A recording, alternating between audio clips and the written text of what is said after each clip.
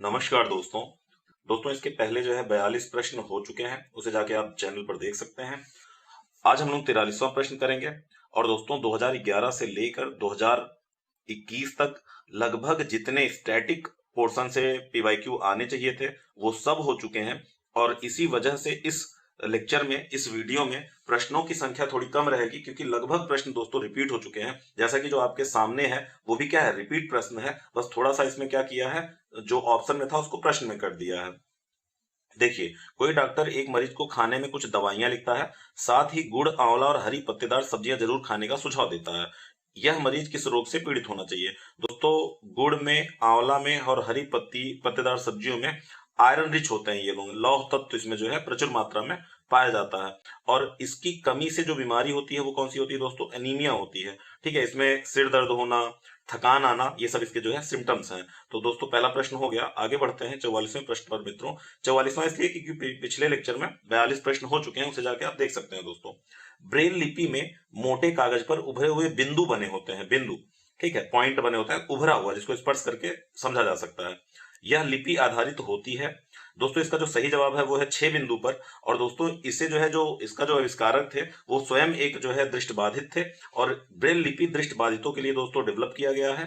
1821 में एक फ्रांसीसी थे लेखक लुई ब्रेल, ठीक है, लुई ब्रेल ने ही इसको विकसित किया था 1821 में।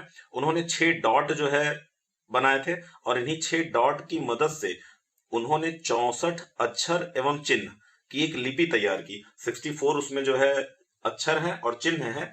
और कितने डॉट का प्रयोग करके? 6 बिंदुओं का जो है प्रयोग करके उन्होंने जो है दृष्टिबाधित लोगों के लिए एक लिपि डेवलप की, जिसका नाम है ब्रेल लिपि, लुई ब्रेल फ्रांसीसी, ठीक है, 1821 में। आगे बढ़ते हैं दोस्तों। खेजड़ी वृक्ष के बारे में सही कथन को चुनिए। यह मुख्यतः रेगिस्तानी क्षेत्रों में पाया जाता है, बिल्कुल सही है दोस्तों। उसके बाद इसे अधिक जल की आवश्यकता नहीं होती है। अगला प्रश्न, अगला ऑप्शन देखते हैं। यह छायादार वृक्ष है जिसकी छाया में बच्चे खेलना पसंद करते हैं।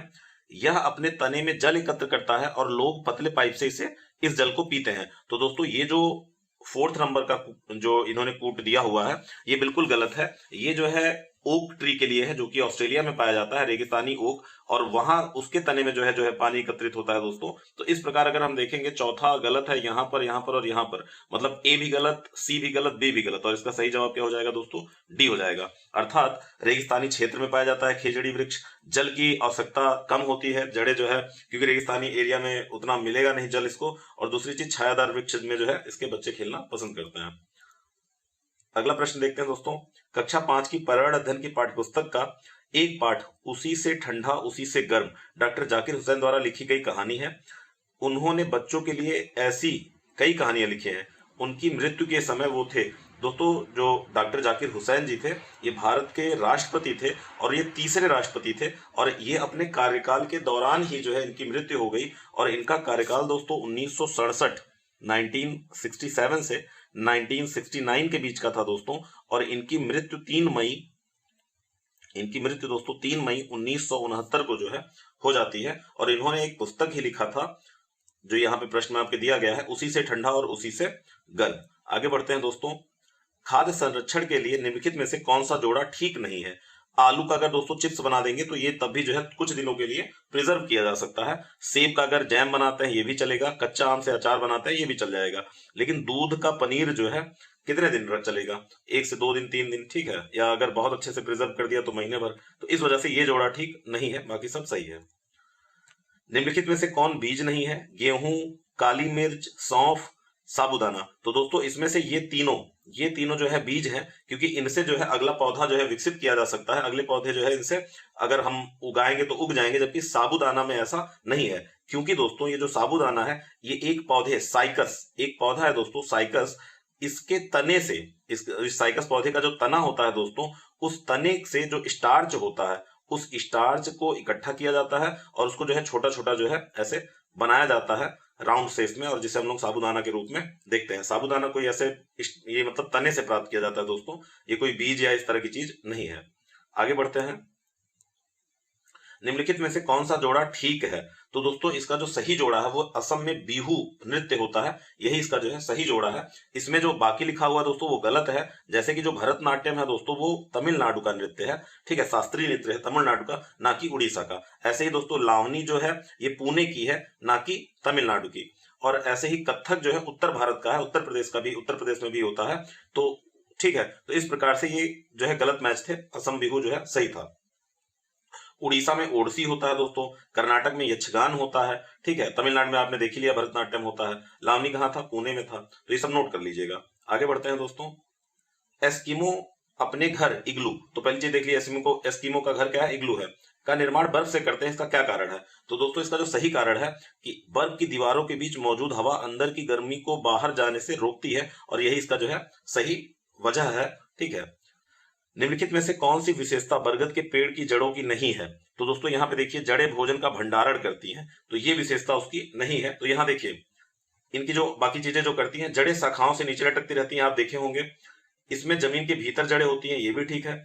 जड़ें खंभे की तरह पेड़ को सहायता प्रदान करती हैं, ये भी आपने देखा ही होगा। तो इसका ये जो गलत ऑप्शन है, ये क्या है? जड़ें भोजन का भंडारण नहीं करती हैं।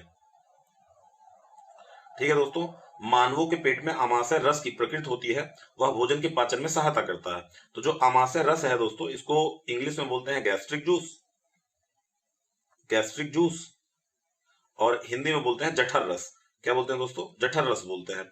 इसमें ये जो होता है ये बहुत अम्लीय होता है दोस्तों, ठीक है, और इसका पीएच 1 से 2 के बीच में होता है, पीएच मान, जिसका पीएच, अच्छा पीएच क्या है?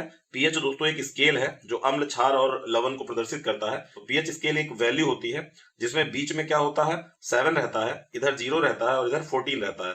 अगर किसी का पीएच वैल्यू 14 के पास है तो मतलब वो क्षार है, बेस है। अगर किसी की वैल्यू 0 की तरफ है तो वो अम्ल है, जितना 0 के करीब उतना अच्छा अम्ल। और अगर किसी की पीएच 7 है तो ना तो वो क्षार है और ना ही वो अम्ल है। आगे बढ़ते हैं दोस्तों। भारत के मानचित्र में दिल्ली की स्थिति के सापेक्ष हिमाचल प्रदेश की राजधानी शिमला और मध्य प्रदेश की राजधानी भोपाल क्रमशः है। दिल्ली के, तो दिल्ली के कैसा है? तो देखिए दोस्तों, जो दिल्ली है अपना वो सेंटर में है, और इस दिल्ली के जस्ट ऊपर है दोस्तों हिमाचल प्रदेश की राजधानी शिमला। तो ये क्या हो जाएगा? उत्तर।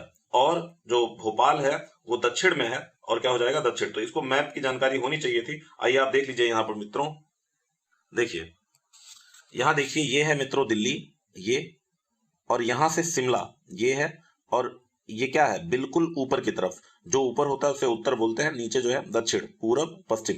तो ये उत्तर हो गया, और नीचे देखिए बिल्कुल भोपाल। तो शिमला कहाँ होगा? उत्तर, और भोपाल कहाँ होगा? दक्षिण होगा। ठीक है दोस्तों, इस लेक्चर में इतना ही है। Thank you very much.